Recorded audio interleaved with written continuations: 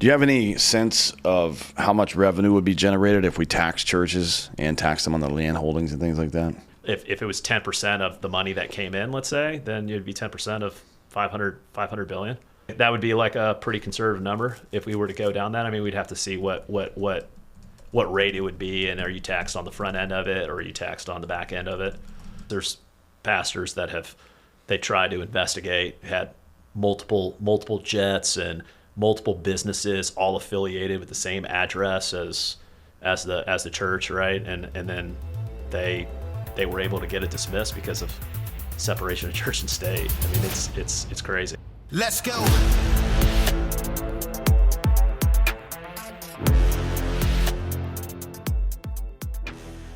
Welcome to Citizen. We got a special guest today, Chris Ayoub. You're here to ruin religion for everybody. Is that right? No. Get an even bigger. I'm here to encourage faith. Yeah. Get an even bigger target on your back. So before we get into all the stuff with the religion business and the doc and all that stuff, and then the app to scan charities and all this nonsense, let's talk about you for a moment. Where'd you grow up? So I grew up in Dallas, Texas. I was the first one in my family born in the 50 states. My dad's from Lebanon, mom's from Puerto Rico. And then my brother and sister were both born overseas. I was born in Dallas, born and raised here. I grew up Catholic. And then, I always had this big dream of serving my country. Went to the Air Force Academy, did my undergrad there. As I shared with you earlier, deployed to Iraq, mainly with the Army. Did 64 combat missions while I was there. And then I later ended up crossing into the Army as an officer. So that I share with you. And then in the business world, I try to figure my way out a little bit, right? I worked at Morgan Stanley. I worked at KPMG. I was a COO of subsidiary for a Fortune 500 company, and then kind of figuring out what I wanted to do in the corporate world. I ended up getting into an HOA management firm, which is a very interesting industry. And it's actually, HOAs are nonprofits as well too. So it's just how all that happened. But I ran that company for 8 years. I was the president of it, and then had an opportunity to move on from that and really think about how I wanted to impact humanity and not just focus on making money. And so I got introduced to a 2-time Emmy Award-winning filmmaker who had been working on this docuseries called The Religion Business at that point for 10 years. And I listened to his heart, and he was coming at this from a place of love. But I started learning I had a bunch of light bulb moments downloading the information of what's going on in the nonprofit sector.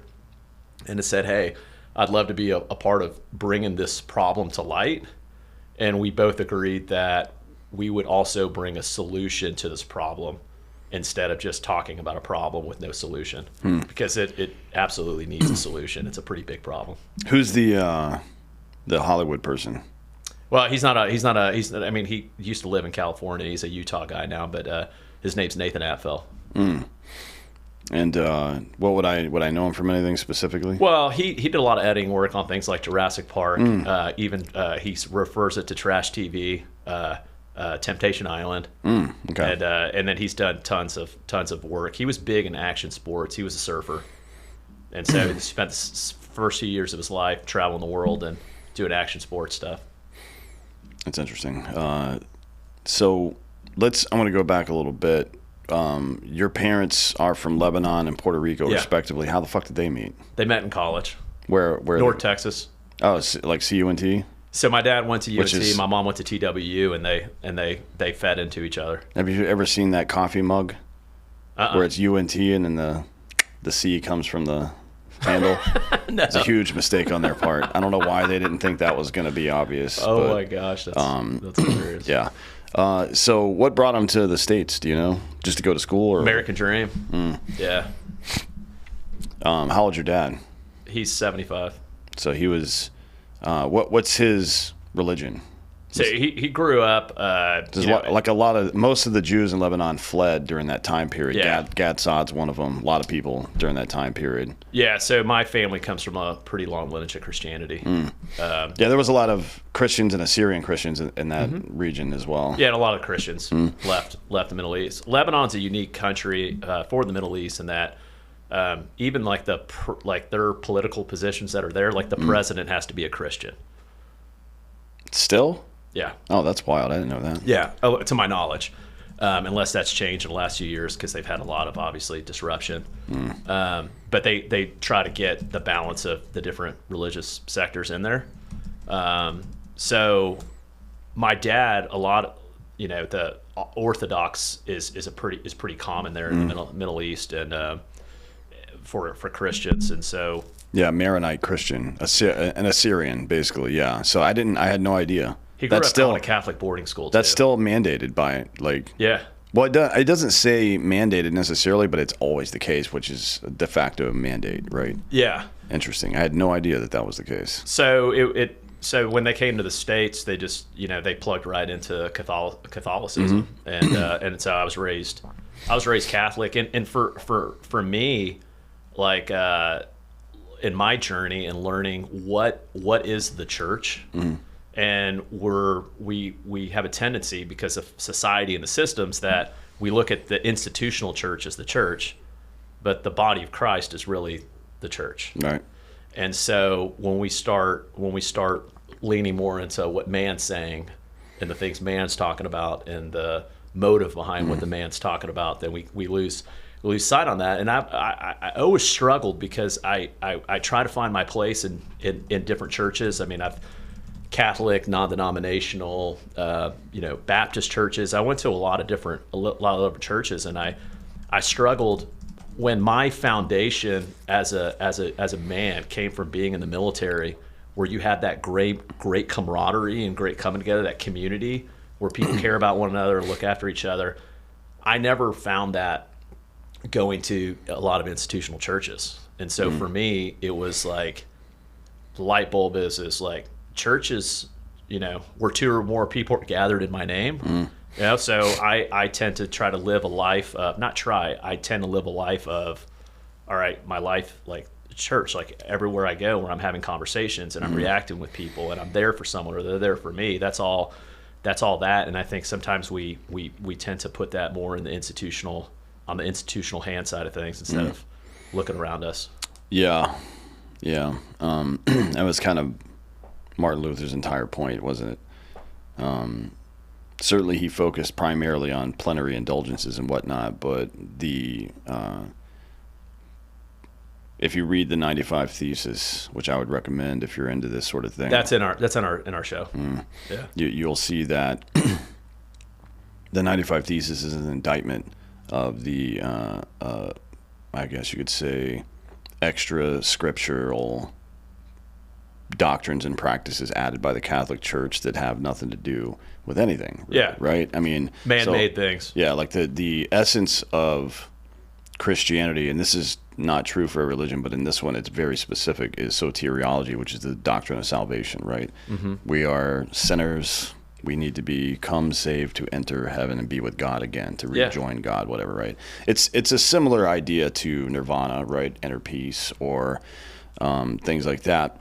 But this one is just a bit more personal, I guess, right? Like the nirvana travel is to reach what they call nothingness, but nothingness isn't what it isn't nihilism or anything like that. Yeah. It's like a complete peace, unaffected by either the bad or the good things necessarily, and that is their version of reaching I guess spiritual homeostasis, whereas in Christianity and Judaism it's like we are separated from God and we need to return to God, basically. Like they're all kind of saying, I think in my opinion, the same thing. It's more like maybe call it a cosmic energy, and we're all split apart and we're coming back together through some sort of gravity or whatever. But the things that the Catholic Church added from the 4th century through the 16th century was just nonsense, right? Like this idea that adding these extra requirements to do things to reach that period, right? Which is say what you want. And it's kind of ironic, too, because they're the ones that codified what books made it and which ones didn't. Yeah. And they decided to choose 14 of the Pauline Doctrine books and put them in there, and all of them say the same thing, which is, grace through faith. Grace through faith over and over and over again.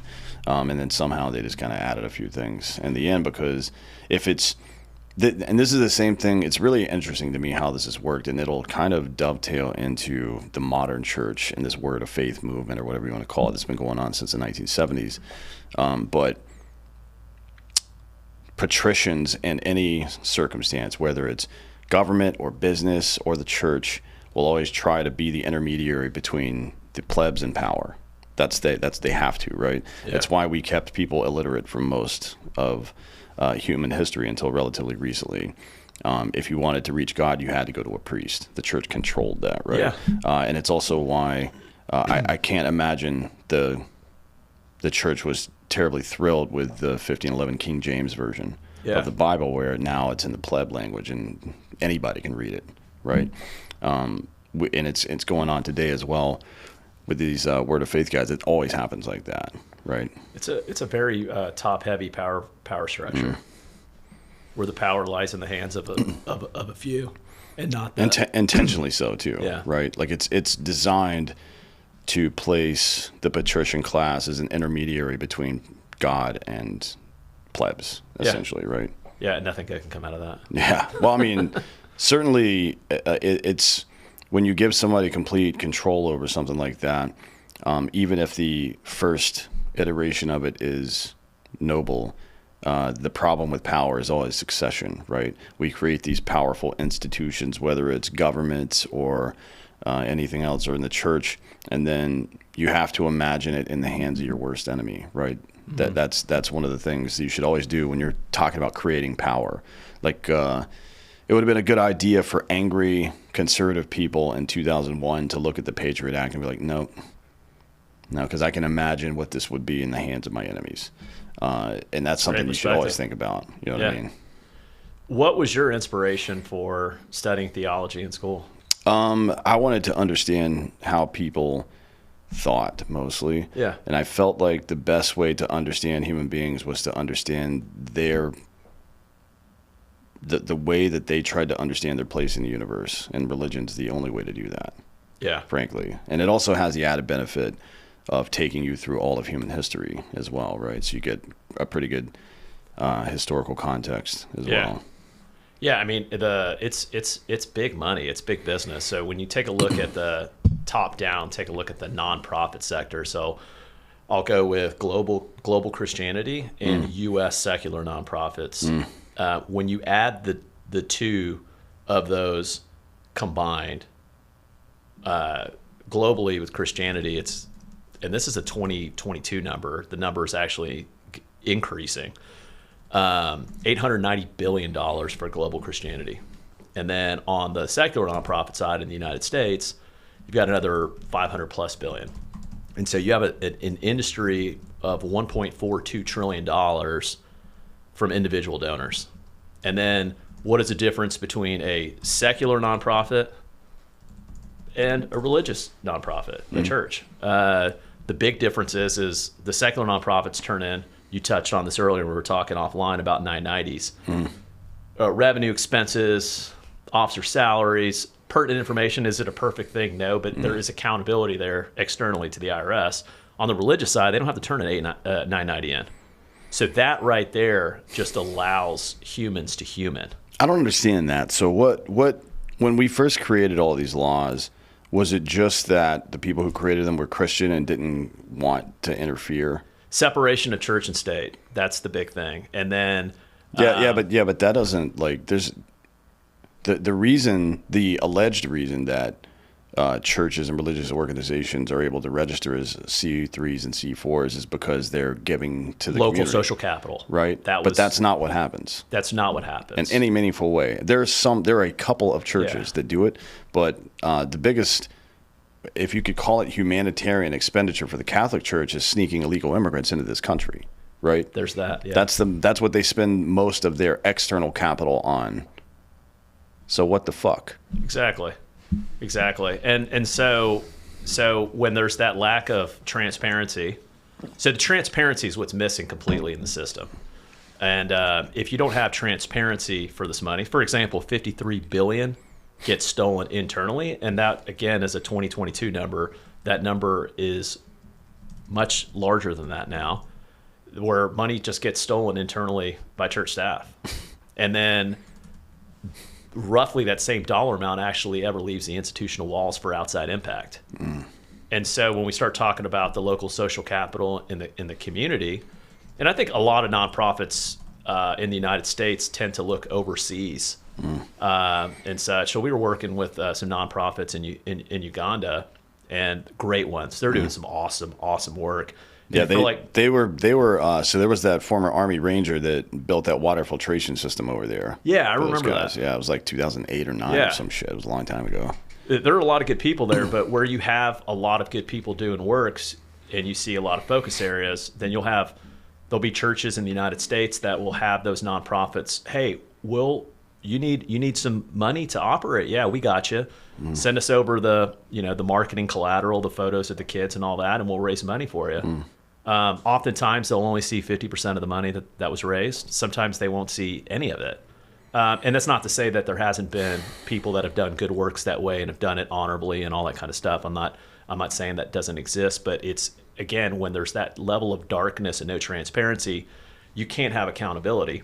Yeah. So the religion business in itself, the docuseries, is unpacking 3,500 years of history, going back to the tithing laws and what was meant and what's the context behind it. Because what's happened is modern day pastors will get up there and use that scripture out of context to manipulate their members and donors to give their 10%. And if we're going to really get into this, right? There was multiple tithes. It wasn't only 10%, right? When we were talking about that level of context. But when you have all that money coming into the system, and it's a very dark one, so there's no transparency. So the show is going to show how we got to where we're at today with the amount of money that comes in. What are all the loopholes? We discovered 10 loopholes within the system, and within doing that, we are needing to properly articulate and demonstrate how the loophole has been abused. So there are people that we've done investigations on that will be in the show that is illustrating how that gets abused, these loopholes. And so, but if there's no transparency in the system, it's very clear that through the show that's missing. We also highlight people that are doing some pretty amazing works. And so you have to kind of have a history, a bucket of how the system works. What are those loopholes? How's it getting abused? And hey, these are some beautiful, beautiful things coming out of it. And a very, inspirational message of, we have all these global social issues in the world that don't get solved. I mean, you're well aware of the 24 billion and all the NGO nightmares that have happened with, we're gonna solve homelessness. So we're gonna send 24 billion to a state, and no one knows where that money is, and homelessness is still an issue. And then guys like you and me are like, hey, you know what you could do with 24 billion for impact and to solve a problem in a sustainable manner? But it doesn't happen, because if a problem gets solved, and there's if a problem gets solved, the money doesn't come in anymore. Solved problems don't get out the vote. That's what politicians say. Yeah. Behind the scenes, they obviously won't say that in public, but I've heard them animate that before.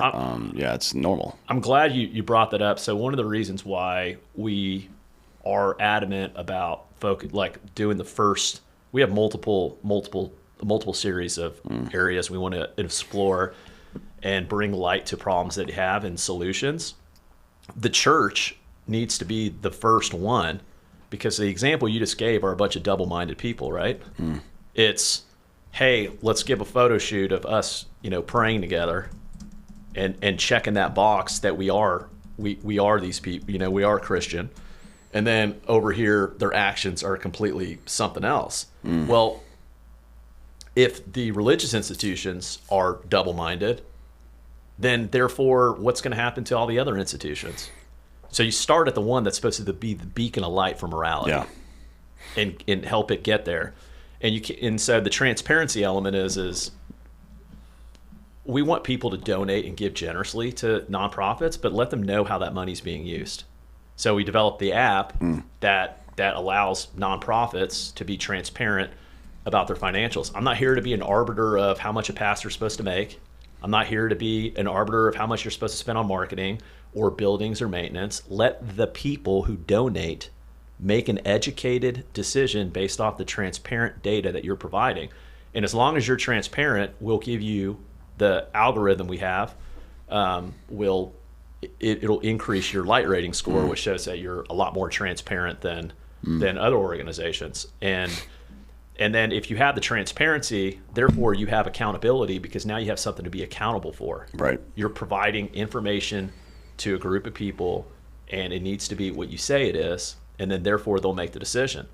And then when you have accountability and what's measured gets managed, you actually have impact. And when you have the ability to have reform, and then you can have impact in such a way that you will actually start solving global social issues. I love the story where this UN dev economist was messing with Elon a few years ago and was like, hey, Elon, for $6 billion, you could solve world hunger. And Elon goes, okay, tell me on this thread how I'm going to solve world hunger for $6 billion. And I'll fund it tomorrow. I'll sell my Tesla stock and fund it, but on one condition: open source accounting for the public to know how every dollar is being spent. And until we have that level of transparency where people can see the impact, I don't know that any issues are ever going to get solved. No, and I'm in this to get these issues solved. That's why I'm doing this. You got to have two things there. One, you have to have the transparency for multiple reasons. One, for trust, and then two, because it's an idea factory, right? Like, as you were in the military and an officer as well, you know that opening the floor to everybody that's competent is a good idea. Yeah. Because if maybe that's my blind spot, and this one little fucking dumb private is like, hey, what about this? And you're like, oh shit, we all almost just died. Yeah. But this kid that doesn't know shit, right, that doesn't have the weight of institutional knowledge clogging up their creativity, may have just had the answer to that. So that's one reason. And trust and transparency, obviously, that whole thing, and the idea factory. And then on the other side of it is, you know, the creativity part, and then the other side of it is obviously trust and transparency, right? If you don't have that, then how likely are people to actually donate to the cause if they don't know where the money's going? That's the biggest impediment. So the American public is the most generous organization on earth. Yes. Right? And you can find so many different examples, giving to Haiti after the earthquake. Anytime there's a natural disaster in the United States, the first responders are almost always American civilians who just show up to help. The tsunamis in Indonesia, the Mumbai terror attacks, all these fucking things that have happened over the last 25 years. The number one contributor outside of the United States government itself is the United States people, not any other country, right? So it's a huge thing to be able to leverage that, frankly, not just overseas, obviously, but also in our own communities to solve some of these problems. And, you know, validating it makes it work. That's how it works. You know, it does. That might be the most important thing. Yeah, I mean, you're so right. I mean, the American people are so generous that it goes back to this concept. I mean, our tax rates, right, and how much Americans pay in taxes, and the lack of transparency that we've had in that, right, and then we're giving generously to various nonprofits and missions, but do you really know if that money is making the impact that it's supposed to make? Yeah, and I'm telling you, I mean, that's why people for all those years got those little. It's why it was so effective to sponsor one kid with Sally Struthers or whatever over in Africa, because you get pictures of the kid. Yeah, that makes sense. And yeah, it's good marketing too, but it also connects people directly to the cause, which is a smart move to make, right? I mean, that's there is a big gap with no end user to donor. Yeah, and that's one of the things that we're wanting to solve for in the app. I'm gonna go back for a second. You said that a lot of the scripture about tithing is misused or misrepresented. Can you give me specific examples of that? Well, when you talk about like when we start talking about like Malachi, right? That was the 3:10, I think. Is that one, Malachi 3:10, and about the first tenth, and that was in relation to land that God had given, and it wasn't money; it was agriculture, or grain, and things like that. And somehow the storehouse has turned into the church being the storehouse, and that applies to them. Yeah, there's this what is that movie? Where DiCaprio is a Body of Lies, I think it's called. It's DiCaprio and Russell Crowe, and Russell Crowe is his boss back at Langley, and he's a case officer on the ground in Iran or some shit. I don't remember where he is, but Russell Crowe's character keeps referring to himself as America. He goes, "America wants this to happen," and Leo's character is like, "You should be careful about calling yourself America." You know what I mean? And the church should be quite careful calling itself God. I mean, that's quite a bit more fucked up, frankly, than calling yourself a country. Yeah, and if you call someone out for, and Scripture talks about wolves in sheep's clothing, and you call someone out for that, their first line of defense is this is an attack on the church. Yeah. I mean, that sounds a lot like Anthony Fauci, doesn't it? Like you're attacking the science. Like, oh, okay, dude, that's a weird thing to say. Yeah, no, I remember having those conversations. But you're going to ignore what the scientists are telling you? Yeah, sure am.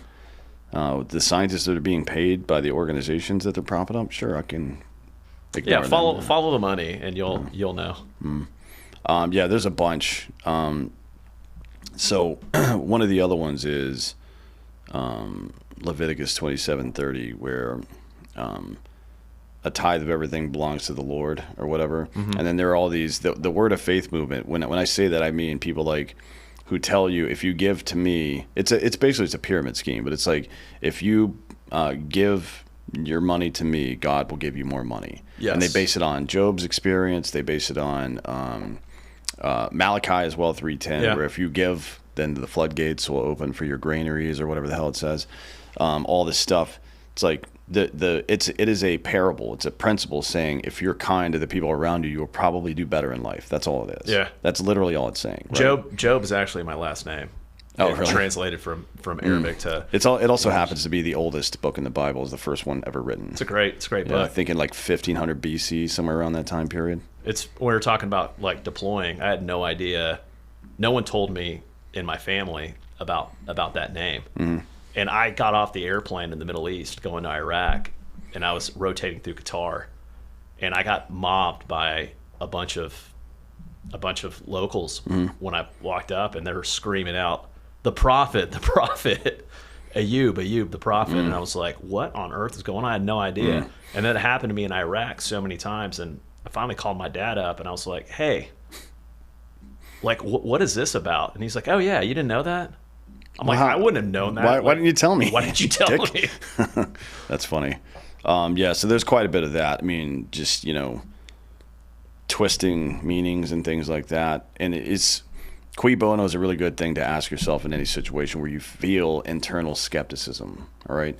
Like, this doesn't pass the smell test. Let's move on to the second test, which is who benefits from this. You can also say follow the money, I guess, in most cases. Yeah. But it's not always about money. Sometimes it's also about power. Power, 100%. So, cui bono, who benefits from this? Candace sent me a thing about red light therapy the other day. Yeah. Right? I've been doing it. I think it's really good.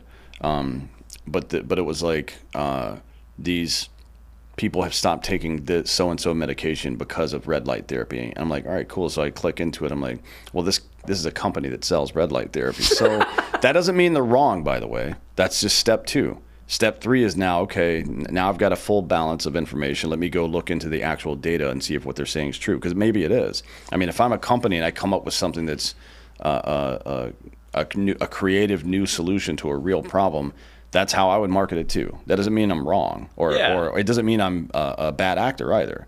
But it is up to you, the individual, to look into that and make sure that it's right. And by the way, it is. The red light therapy is amazing.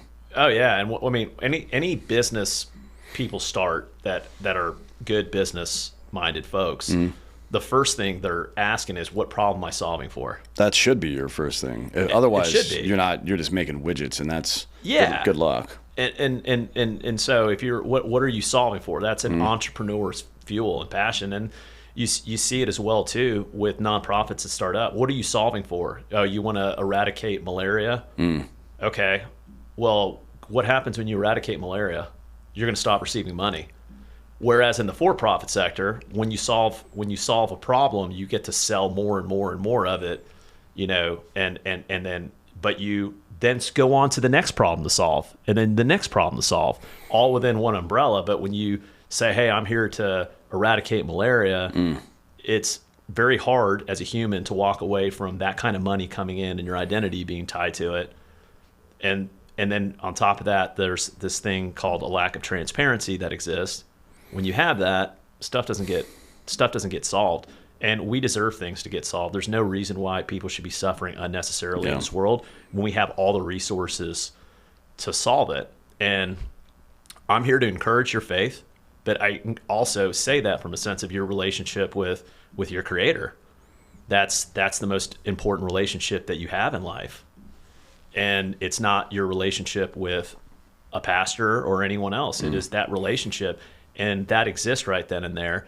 And I also encourage people, give generously. I firmly believe that when people know the impact and there's that reform in the system and what's measured gets managed and problems are getting solved and people can see it. And to your point that you brought up earlier about being tied to the end beneficiary, then problems will start getting solved. And that's a very, very beautiful thing to be a part of. I mean, that's what pumps me up. I mean, I'm looking at the long-term vision of this, not the short-term, let's get a show out there and make money on this and then forget about the rest of the stuff. No, I want to see this through, and I want to see it through for other sectors too, but it has to start with what we call the church. Yeah.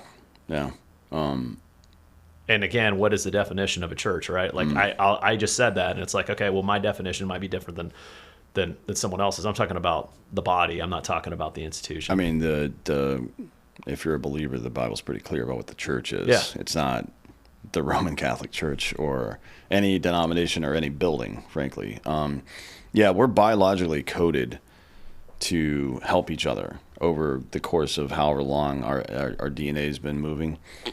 From the very base level. So we move there's a lot of parallels in human micro and macro evolution over time that you can see this. So we go from and it's always rooted in something and then amended, I guess, or an appendation of something else. And here's examples. So we go from individuals or maybe small clans of hunter-gatherers, right, to farming. Yeah. Still sustenance, right, but now we're more stable, right? We realize, well, if we don't move around now, people know where to find us, so we've got to build infrastructure around that. And we did that. We built cities, bigger and bigger, states, countries, so on and so forth. Same thing happened with the way we communicated. We started out sitting around campfires listening to some old dude tell stories about our past, and then we moved on to sitting around a fire listening to some old dude read a book about our past, and then collectively sitting around the radio, and then collectively sitting around the television. It's always a dissemination of information. It's always rooted in past, present, future, almost exclusively. The communication that we had in the past was like that. We've corrupted it now, and all these things, right? We corrupted our food. We've corrupted the way that we communicate with each other, the way we deal with each other. But in every single modality, whether it's our communication, our interpersonal relationships, our individual identities, and whether they're tied to the earth or something bigger than that, and food, everything we do that sustains us and that makes us human beings has always had those two linchpins, fundamentals. One is the underlying ideology, and two is the current expression of it. And now we're in this period where we're all fucked up, can't figure it out, right? Yeah. And maybe it's just technology, we weren't ready for it. Our brains probably aren't ready for this much information all the time. So we've got to figure that out. But whenever the train starts to wobble, you get back to fundamentals, right? You slow it down, make sure everything's in line, tighten everything up, and then go full speed again. Right now, we're just speeding up through the process, and it's not good for anybody. And there's no potential for any real accountability the way we're doing it. Luckily, I see this a lot of people who are, I guess, doomsdayers about AI and computing and stuff like that. It is the solution. That's kind of how nature works. When nature causes a problem, it provides a solution inside the problem. Almost always happens like that. I mean, obviously, maybe natural disasters aren't a version of that. Maybe it is. Maybe it's a cleansing. Who knows? I don't know if nature thinks of it that way or if nature thinks at all. But AI is providing the solution to this stuff, in my opinion. We can weaponize the compute just as much as a bad actor can. So sitting on the sidelines whining about it, like, oh, this is bad, or becoming a Luddite or something like that, that's not helping anybody. A lot of sermons these days are AI generated. That's interesting. Yeah. Isn't that your only job? Yeah, we got hit pretty hard by somebody because we put a post out of two pastors of two different generations. One mentors the other, and word for word, it was the exact same sermon. And it was like, really so funny. What if it's the word of God? That's what a lot of people were saying. Oh, boy, that's weird. I don't think I would be comfortable doing that. But what's the name of the app, by the way? Broken Shepherds. Broken Shepherds. And we came up with that name because we're obviously not the good shepherd. And we're not trying to be. That humans need accountability. If I don't have accountability in my life, even let's call it on the fitness front, if I don't have accountability there, then how am I going to be healthy? I'm human. If I don't have, and then transparency, going back to that, like if I don't know what my labs are, and I don't know how things are going on in my body, then you're not going to have any accountability there. So transparency is what this show is launching. It's that we do have a problem. Let's provide a platform that will allow for the transparency to happen, because that's at the center of all these failings. And one of these days, we're gonna, like, the church in itself, right? We call it church. We call it the Christian church in itself, like where the institution has gone from the body, and the institution's just slowly over time just kind of gotten away from it. We need some serious reform to get that back to where it's supposed to be. And you can't do that without transparency. Just not possible. So let's get into the doc, the religion business, because that is what it is. It's a business. And it's going to be July 10th. It'll be out. Where's it going to be? We're putting it on multiple platforms because mostly streaming though, or all exclusively streaming. Streaming. So I can tell you, it's going to be it's going to be on our own proprietary platform also. And the reason why we're putting it on our platform and building our own is because we've got intel that there are people out there that would love to get this shelved.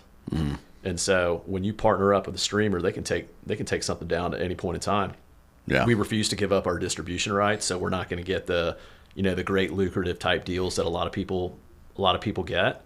But for us, it's largely about this show needs to get a couple 100 million views in the first half year for us to be able to have that necessary reform, for this to be conversations, for people to start asking tough questions to their nonprofits that they work with, to see that there is a problem and that we do need transparency and accountability. So, because this needs to be reformed.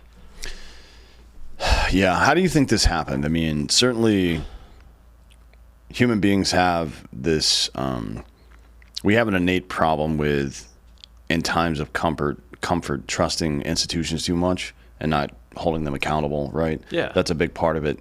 But I think the average person, depending on whatever tribe they're in, can look at one version of the church or another, or look at nonprofits or the government or anything like that, and see the corruption, and then they're blind spotted in a lot of ways as well.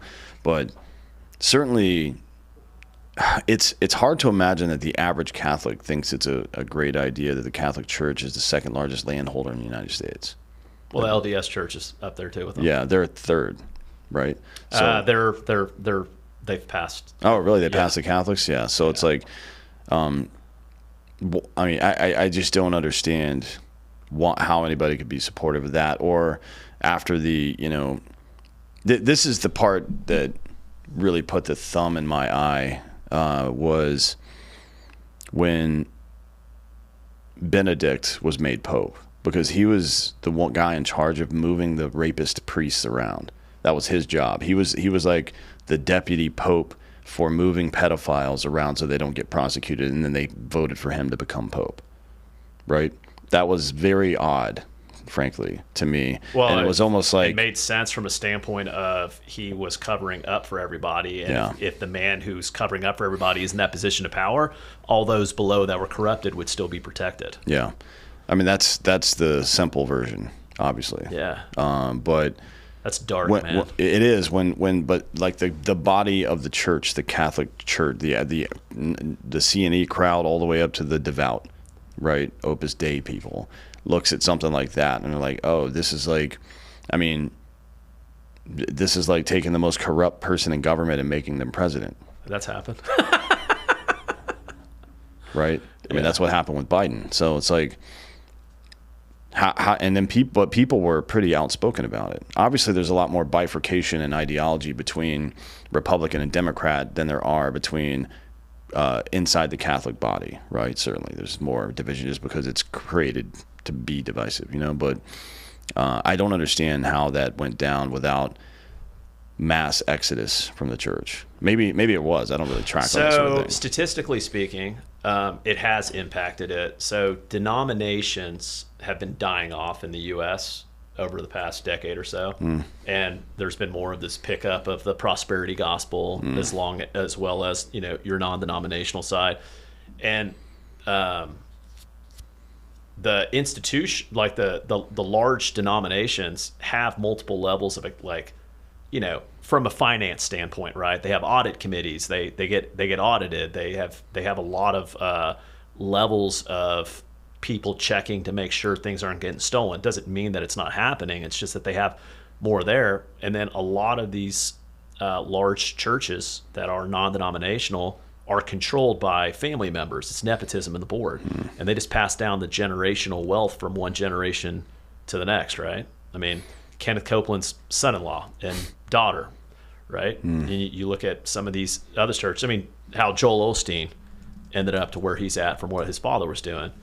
And Joel often, people ask me, what do I think about him? I was like, I wouldn't have an issue with him at all if he was a for-profit company that does motivational speaking. I mean, the guy self-claims he doesn't really know the Bible that well. That's not his strength. Well, if you're a pastor, what is your you point earlier, like what is your job? Yeah. The other one is Matt Crouch, who took over TBN from Paul and Jan. They were the OGs, I think, in the industry. If you don't remember Paul and Jan Crouch, they were the two that sat on a literal gold couch on TBN begging for money from old people, basically. Jesse Duplantis. I mean, that guy's he's a character. Yeah, and then what's his name? T.D. Jakes just passed his down to his family, I believe. He just retired and passed it down to his family. So it's basically just the righteous gemstones. Yes. Which is, people think that that's a parody. It is. See our show. We're going to bring it to life. I don't think it's a parody. It's not. Like, it's just, it's very brilliant, to be honest. Yeah. How accurate that shit is. But when you were asking a great question, like, how did we get to where we're at today?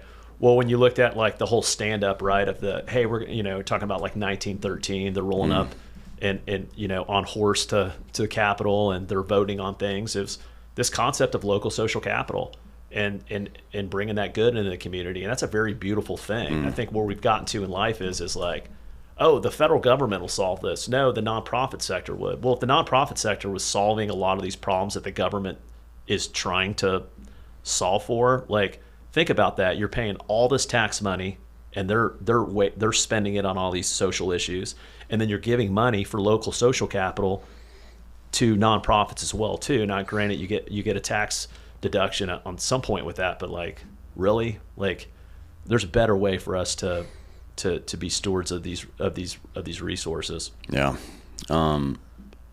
Now, give me let's for the audience's sake, because I don't think there probably aren't more than a couple of dozen people who know as much about this industry as you or I would. Yeah. Because I've been studying this. Like, my dad turned me on to it in the late 90s. And I've listened to everything like Benny Hinn, Paul, or Kenneth Copeland, Paul and Jan Crouch. I've been listening to these people. There's another one. What's the woman's name? Paula White. No, Paula White's one of them, but there's a Jan something. Oh, yeah. Yeah. Or something. I don't remember her name, but yeah, just dozens of these prosperity or word of faith or whatever they wanted to call themselves. The word of faith thing comes from they believe that if you give them it's just a vision board. If you give them money, you can literally speak things into existence. That's what they're telling you. Yeah. And it's the biggest parallel between plenary indulgences I've ever seen in my life. But it's all fear-based, right? Yeah. Because if you don't do this... Yeah. It's like that thing the email people used to send around. If you don't forward this to 10 people, 100%. You're going to get AIDS or whatever. You're going to be removed from the list of God's children. That's been said by one of the largest religious institutions in the United States. But pick one person or group, and let's run down what they're up to specifically. Okay, so we could talk about like the I can give a couple examples without giving. Well, I'll give this one example without giving a name, right? So one of the real estate, you brought this up, right? Real estate is one of the biggest loophole issues with how does a real estate pop around, right? Mm-hmm. So there's a pastor whose father had started a church in a pretty big city area that's where land grew quite a bit in value. The father passes away, then it goes to this passes on to the next level of family. One of the sons sells off the land, and I'm talking about a massive amount of millions. Like, this land was like around $100 million, and he goes off and sells it, and a massive chunk of that land, no one knows where that money went, and where's the accountability in that, right? Because it's really hard to investigate a church because of separation of church and state, right? And so we know, generally speaking, where a lot of that money went. Nice house, going to build an app. Those types of things. The LDS Church also is valued at about $265 billion. They have enough money and assets that if they were liquid, they could buy every team in the NBA twice and still have money left over. That number is to surpass an estimated $300 billion within the next year. 160-ish of that billion is in their investment fund called Ensign Peak Advisors, and they got popped for lying to the SEC so many times, but it's registered as an auxiliary to the Church of Jesus Christ of Latter-day Saints. So they have they're everywhere. I mean, they obviously are one of the largest landowners in the United States, and everything. And I will say one thing that's interesting about that and the transparency and accountability. There's a group called the Widow's Mite, and they generated a report pulling together the financial picture and everything. Well, when that report went public and the whistleblower came out for Ensign Peak Advisors, the Church of Jesus Christ of Latter-day Saints greatly increased their humanitarian efforts. And so because of that transparency and because there was some accountability, the result of that was increase in humanitarian. Now, there's a long ways to go there, but that's a really, really good example of a couple things that we're looking at that are they're real issues, and there's a lot more. So you before you mentioned 10 loopholes. Yeah. Can you run me through what that means? Yeah. So I'll give you an example. If you like, one is housing allowances with pastors. So like they'll provide that they are putting out there that that I make $100,000 salary, but then they'll leave out this loophole. So I'll give you an example. There was a pastor that was receiving over $200,000 a year in housing allowances dating back to the 2004 data. Okay. Today, this gentleman owns almost $20 million of real estate. How did he get that real estate?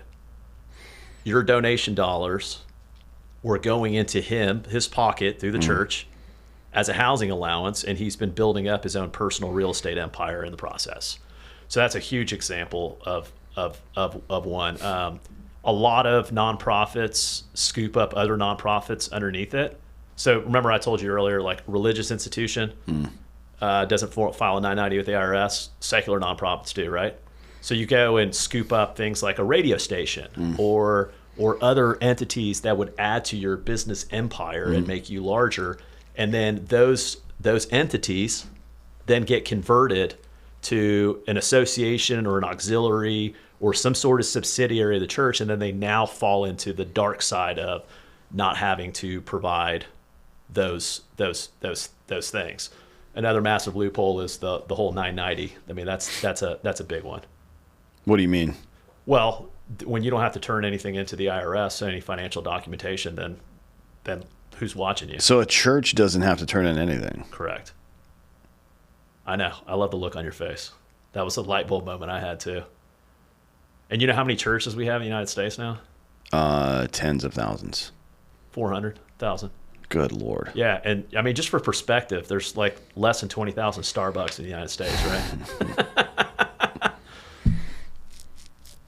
But so this concept of the churches, there's a 14-point checklist. So Nathan, who's the filmmaker in this, Nathan has sat down with the former head of the nonprofit sector that fell under the chief counsel of the IRS. And he, these are all the things that we had discussions about with him. But basically, there's a 14-point checklist that, and we're going to talk a lot about more of this in the show because it's important. But if you can check off several of those boxes, you don't have to check all of them. Then you fall under, right? Hey, we have a creed, we meet in a location, and such. This is what we believe in. Those types of things. You can check those boxes and become a church. It's not that hard, and that's why you're seeing the numbers grow, because it's just not that hard. You see Church of Weed now. You see Church of anything, right? Hell's Angels is a church. Well, that's on the show too. They probably weren't planning on paying any taxes anyways, but well, it's interesting. To be fair, you don't have to turn a 990 in. Many of them actually turn in 990s. And they are who they say they are. I'm not saying, like what they do is right or anything like that. It's a mixed bag with those guys. Yeah. With the MCs, it's always a mixed bag. They're probably involved in either dope or guns, to be honest. Right. But they also do quite a bit of charity as well, which is, I mean, like the old school East Coast gangsters did the same thing, just to buy goodwill in the community and shit. So yeah. It's just the same model, to be honest. Yeah. Do you have any sense of how much revenue would be generated if we tax churches and tax them on their land holdings and things like that? That's a really, really great question. I mean, like in the U.S., you conservatively say, what would be, if they came up with a flat tax of 10% on but then again, it's not just on the donations coming in; it's on If it was 10% of the money that came in, let's say, then it'd be 10% of 500 billion. I would say that would be like a pretty conservative number if we were to go down that. I mean, we'd have to see what rate it would be, and are you taxed on the front end of it, or are you taxed on the back end of it? But obviously, there'd be a significant amount of money. And I'm not a proponent of taxing the church. I'm a proponent of, can we answer the question first, what is a church? And if you are a church and you're in that intention and you're actually executing that local social capital, then yeah, I think that that was the whole purpose of it, and I think that's okay. But when you're using it for your own gain, inurement, fraud, waste, and abuse, and it's not for local social capital, and you're not who you say you are, then you probably shouldn't have a tax-exempt status, right? I mean... Yeah, it seems like a good idea for us to, at some point, maybe look into holding people accountable to do the thing they said they were Separation of church and state has made that really, and that's another thing we cover in the show, because there's pastors that they tried to investigate, had multiple jets and multiple businesses all affiliated with the same address as the church, right? And then they were able to get it dismissed because of separation of church and state. I mean, it's crazy. Yeah, I don't give a fuck about any of that. I don't. There's nothing in the Constitution or Bill of Rights that says that churches get to get free shit and not pay taxes. Yeah, you're not That doesn't allowed to. exist. You're not allowed to just be abuse systems and be able to say. And here's the other thing I'll say: God is light. You cannot hide behind God. Yeah. You act like you're hiding behind God, but what you're really hiding behind is a very flawed system. Yeah. Spencer Clavin, I don't know if you know him or not. He's I do not. Andrew's son he's an author, a very smart guy. He always says, nothing good can ever be destroyed by anything true. It's a very good That's phrase. powerful. Yeah. Yeah. I've never heard that line before. Yeah, it's a very good line. It's like, to me, there's a parallel between what's happening here and the new like social currency that we're dealing with. It's kind of bifurcated between thoughts and prayers and victimhood. Like people, I'll go back to, we're kind of biologically designed to serve each other. Yeah. By now, at least in the human experience, that's definitely true over the last 10 to 30,000 years, depending on where you want to plant that flag. But to build functional civilization, or maybe as a result of building it and the comfort that came with, we have been designed to such a degree that every meaningful thing you do in life will be in the service of other people, right? Yeah. So the biological reward system that we have for satiating our hunger or breathing or drinking water, whatever it is, right? The hormones that get released into our body when we do something to benefit us, to make us want to do it again, are designed in that way now, right? That's a big reason why they say, the concept of consumerism with it. When people donate, they have that like dopamine, a little bit of that dopamine rush to it. But Yeah. that's a short-term thing. The long-term thing is knowing how that money's being used and the impact, and you actually feeling connected that you actually did something great. It wasn't hey, I've got a great intention here. Yeah. People are so generous. They are, and it's been corrupted not just by the church but by our own individual experience now. So people have, like, the social currency has flipped. In the 1950s, it would have been honest, honorable, hardworking, something like that, right? And that was the badge that you wore to grant you access into civilized society. If you wanted love and respect from people, those are the things that you would be, and that's called social currency, right?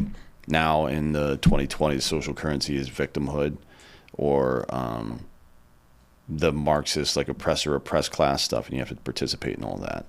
So you can either be a victim your whole life and rank yourself on the victim scale somewhere and participate in that, or you have to jump on these causes that have nothing to do with you and pretend as if you're offended by stuff when you know you don't care. It's called either oppression FOMO. That's the victimhood part. We spend a lot of our energy on that, don't we? Yeah, a lot of it. Yeah, it's either oppression FOMO or it's thoughts and prayers. And the problem with that is that people will go online or go to a protest or do this or that meaningless activity and engage with other people about this real issue where people are actually suffering. They'll engage, they'll say something that hits or that makes them, it'll spark, they get that same rush of dopamine or oxytocin without actually having done anything for anybody, right? Yeah. They've gotten the biological reward for helping people without actually having helped anybody. And that's what the church is today. They get all the rewards from all this stuff that they're supposed to be doing, but they actually don't do any of the work. It is mind-boggling that we've allowed it to get to this point. You're a smart dude, man. Super deep. It's just a casual observation, to be honest. Like, those are the same thing. And again, nothing in nature happens in a vacuum, man. All these things, like, if you look at any time period throughout all of human history, you will see parallels between the social environment, the spiritual environment, and usually the physical world as well, like food production, energy, shit like that. You'll always see the same elements in those three arenas. Well, like if you categorize it by the social world, the spiritual world, and then Maslow's hierarchy of needs, track that across time, you'll see the same elements any given like 100 to 200 year period pop up. Yeah. And the fact that we know that, people know this is true, right? There's books about it. The four, whatever the fuck it's called, I can't remember the name of the book now. Shit. You have to look that one up. Four agreements, or four seasons, or not seasons, what is it? Damn it. I can't remember the name of it now, but it's basically like tracks human society in chunks of a certain amount of years or whatever. Very smart book. I'll remember it later and post it, but we know this to be true, right? And still things will be happening and we're all just like, oh, I can't understand why this is happening. Like, yeah, you can. You haven't taken the time to look at it. Yeah. Right? Or maybe people that understand it well haven't done a good enough job of communicating it, which is why we do shows like this, to be honest, because one thing that we don't want to do is throw the baby out with the bathwater, and that's what we've done. People have become disillusioned by the church and its activities, and as a result, they've lost their faith in spirituality, and it's had a meaningful and exclusively negative effect on humanity. Big time. Right? I'm not religious myself, but certainly if any honest observer of what's happening can see that we are struggling. What does that word religious mean though to you? Like, I don't know. I have my own definition of it. Like someone asks me if I'm religious, I'm like I'm not religious, because I think like the word religion has to be more about like you're like the local, like like you're a big part of an institutional church. You know, like it's more towards the lines of like, you know, what denomination you are and such, versus like I have an amazing relationship with my creator and I don't need anyone else in my life at all to have that. Because if that's not there, then what else is going to be there? Well, I'm a principles first guy. To me, I don't know if we were created or this is all a fucking simulation. I have no idea. Yeah. And I don't think anybody else really knows either, but I'm perfectly fine with people believing either way. But I'm a principles first guy. Just like in business, you've run a pretty successful business, and mission statement is key, right? Everything I do, so at Black Rifle, I've mentioned this before, our mission statement was we provide coffee and culture to people who love America. That's our mission statement. And no matter if you're the janitor or the CEO, you can look at that statement and ask yourself, and any action you take, is my action right now in support of that mission statement? Yes. And you should have a mission statement as a human being as well, right? Like I'm going to do my best to minimize conscious suffering, for example, might be something to think about. And there's a lot of ways that's complicated, right? Because despite the fact that he's gone crazy now, Sam Harris made some really good observations about this in a book called The Moral Landscape, where if our intent is to minimize conscious suffering, we could just kill all the suffering people and end their suffering, right? Obviously, that's pathological and insane. We would never do that. So, but it's just it's kind of to get the conversation started. But principles will always be there in the same way that fundamentals will be, right? We talked about the train earlier, if it's off the track. One of the analogies I often give is a baseball player. If your swing's fucked up, you don't go to the home run derby and try to fix it. You go back to fundamentals, right? Yeah. And as a human civilization, we have to go back to fundamentals and fix these things. But I also think religion is important too, in a lot of ways, because local customs are important for people to like. Local customs, local religion are the physical side of the spiritual world. It's the expression that makes it real, right?